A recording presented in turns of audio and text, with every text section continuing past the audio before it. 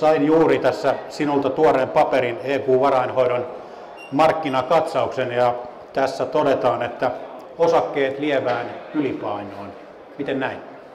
No ajateltiin olla vähän rohkeita tähän saumaan, että tässä Euroopan velkakriisistä on puhuttu jo aika kauan ja se velkakriisi sinällään ei ole mihinkään poistunut, mutta työkalupakissa on nyt oikeat välineet. Olkoonkin, että niitä nyt ei saada käyttöön, kun pääministeri vuorollaan lähtee sitä asiaa torppaamaan, että oli vain käsittämätöntä, että joku vaatii kansanäänestystä tällaista selvässä asiassa. Se on tietysti se, mikä siinä nyt sitten huolestuttaa, mutta me ollaan sitä mieltä, että asia oikeenee ajan oloon, luottamus palautuu.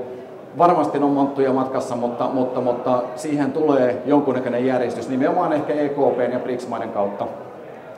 Toinen asia, mikä osakkeiden puolesta puhuu, on tietysti se, että nythän nämä suomalaiset osakkeet varsinkin on lyöty jo aika alas. Eli vaikka tulokset meillä oli kehnompia kuin ehkä odotettiin, niin arvostustekijät suosii osakesijoittamista sellaiselle sijoittajalle, joka kestää sitä riskiä. Että jos tänään ostaa, niin ei pidä säikähtää, jos huomenna on vähän halvempaa, että hajottaa myös sen ajoituksen osakeostosten kanssa.